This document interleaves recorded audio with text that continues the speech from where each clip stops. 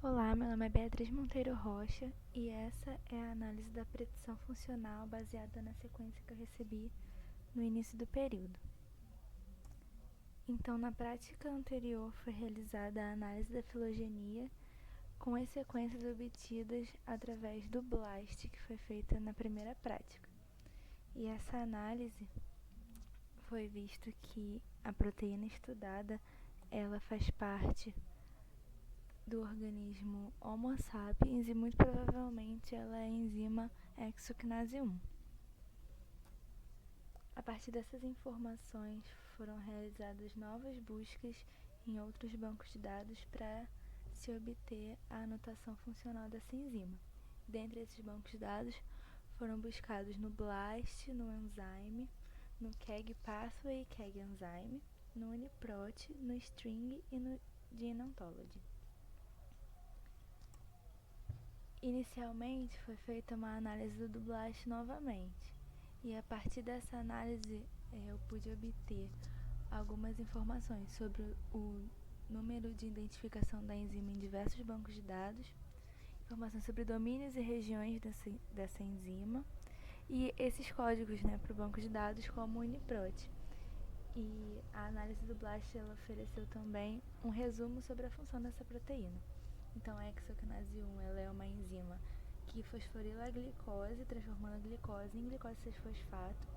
E essa reação é o primeiro passo de diversas vias de metabolização da glicose na célula. Então, a glicose entra na célula através do transportador de glicose GLUT e ela é fixada na célula através dessa fosforilação.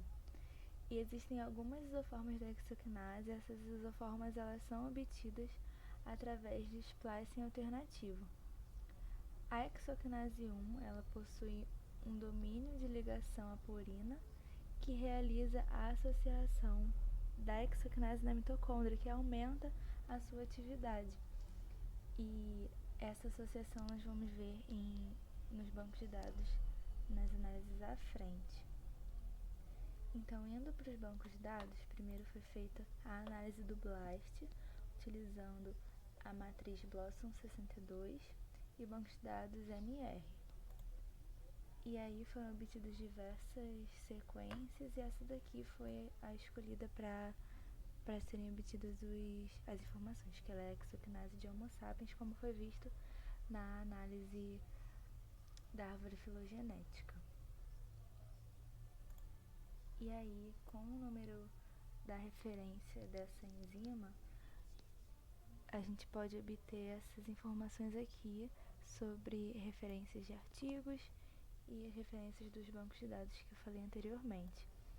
Então, indo ao final das referências, nós temos aqui aquele resumo sobre a enzima e aqui sobre algumas regiões encontradas na estrutura da enzima com as referências. Então, foi visto que a referência para o UniProt é esse número aqui. E aí, a partir dessas informações, depois foi comparada essa pesquisa no UniProt. E além disso, foi visto também o número de identificação dessa proteína na plataforma Enzyme, que é um código universal para todas as enzimas. E essa informação também foi comparada na plataforma. Então, indo para a busca no banco de dados UniProt, foi realizado o BLAST novamente da sequência dada no começo do período. E aí, a primeira enzima que foi vista, com 100% de identidade, foi a hexoquinase 1 de Homo sapiens. E aí, a partir dessa busca, é possível fazer algumas análises mais aprofundadas sobre a função da enzima, que é a função de fosforilação da glicose. E aqui nós temos a reação, que a glicose ela é fosforilada com fosfato vindo do ATP pela enzima hexoquinase. E aí foi visto que existem diversas regiões importantes nessa enzima que são essenciais para sua função. Por exemplo, a região de ligação ao ATP, de ligação ao substrato, que é uma hexose, e mais especificamente a glicose, e a região de ligação aos produtos dessa reação, que no caso aqui é a glicose 6-fosfato, e o ADP, que também é liberado depois da reação. A hexoquinase ela é encontrada no citoplasma da célula, como nós podemos ver aqui nesse esquema, e também associada à mitocôndria através da ligação à porina, que eu falei anteriormente. Essa porina é a proteína VDAC, que mais tarde nós vamos ver no outro banco de dados. E aí aqui nós podemos ver também outros códigos para outros bancos de dados sobre proteínas. E a interação com o VDAC aqui, que é muito importante para a associação da hexoquinase com a mitocôndria, que é uma parte importante dessa isoforma de proteína, que, como eu disse anteriormente, aumenta a sua atividade catalítica. E aqui no UniProt nós podemos obter a estrutura tridimensional oferecida pelo PDB, e mais informações sobre aquelas regiões que eu falei anteriormente. E essas regiões importantes da proteína também são obtidas no banco de dados Gene Ontology. Então, as informações elas são correspondentes à função de glicoquinase, né, de hexoquinase, o domínio de ligação às proteínas importantes para a associação mitocondrial. E aí, no String Database, nós podemos obter as informações sobre as interações que essa proteína faz. Então, aqui em vermelho, nós temos a hexoquinase 1. E aí, aqui nós podemos ver todas as interações que essa proteína faz. E como ela é uma proteína que é muito conservada e muito importante no metabolismo celular, ela é muito estudada. Então, todos os dados possuem informações que são colocadas lá manualmente, então elas foram revisadas por um pesquisador. Então aqui nós temos a hexoquinase, o VDSA1, que é uma proteína, uma porina, que se associa na membrana mitocondrial e auxilia a hexoquinase na associação com a mitocôndria, é uma proteína muito importante. E a hexoquinase 1 também faz interações com outras proteínas da via metabólica da hexoquinase. Aqui nós temos a hexoquinase 2 e a hexoquinase DC1, que são outras duas isoformas obtidas através do splice alternativo. E nós temos aqui outras enzimas da via glicolítica, como a frutose bifosfatase 1 e 2, que são enzimas importantes da via também, que nós vamos ver no outro banco de dados. E aí, como eu disse anteriormente, é possível obter o código da enzima para ser direcionado para esse banco de dados, que é o enzyme. E aí aqui nós temos o código geral da enzima, e saber esse código é importante para análise na plataforma posterior, né, que foi feita a análise, que é a plataforma KEGG. Então aqui no KEGG Pathway nós temos a via glicolítica, né, a via do metabolismo de carboidratos, que é a via que a hexoquinase participa. Então nós podemos ver todas as enzimas que estão presentes nessa via, que é uma via muito importante na célula.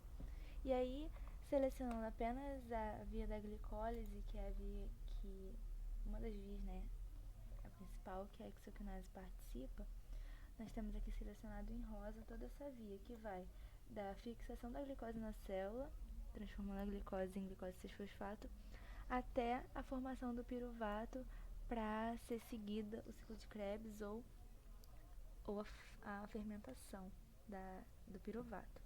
E aí aqui a primeira enzima que participa dessa via é a hexoquinase, e aqui nós temos as isoformas da hexoquinase que podem participar. Então, são bem conhecidas 4 isoformas da hexoquinase, mas outras isoformas vêm sido estudadas, como aquela hexoquinase DC1 que eu falei anteriormente. Então aqui a 2711 é a hexoquinase 1, que foi visto na plataforma anterior.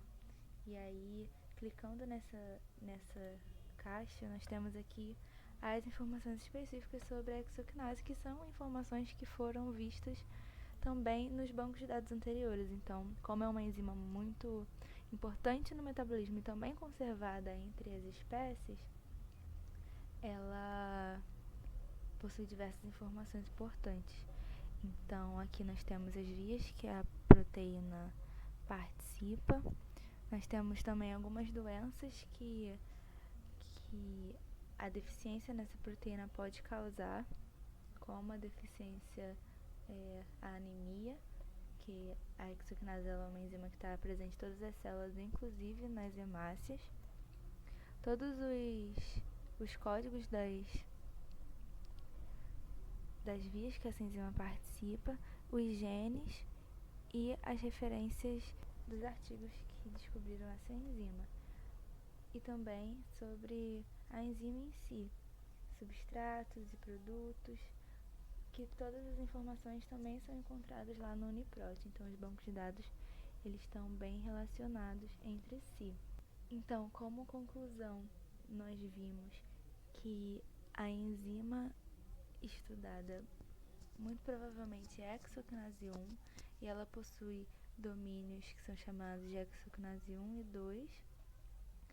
Essa enzima ela possui regiões de ligação ao ATP, regiões de ligação à purina, que é a proteína VDAC, que se associa à membrana externa mitocondrial, a ligação à glicose 6-fosfato, que é o produto dessa reação, e a ligação a hexoses, principalmente a glicose, que é o substrato dessa enzima. E aí essa enzima ela possui duas regiões importantes, que é a região de regulação alostérica, que ela fica na porção N-terminal, e essa enzima ela é regulada através da fosforilação, então a fosforilação ela inativa a hexoquinase, e a região catalítica propriamente dita, que ela é localizada na porção C-terminal. Quando a hexoquinase se liga nos seus substratos, que no caso é a glicose, né? Ela ocorre uma modificação conformacional que fecha, vamos dizer assim, a porção N-terminal. Então, ela não pode ser inativada quando o substrato está localizado lá no sítio catalítico. Mas quando essa enzima está livre, ela pode ser regulada alostericamente através da fosforilação. Então, podemos concluir que todos os bancos de dados, eles possuem informações que são relacionáveis, não foram informações conflitantes, porque justamente essa é uma enzima muito importante na via de diversas doenças e na via de sobrevivência da célula, e presente também em todos os organismos estudados. É isso, obrigada.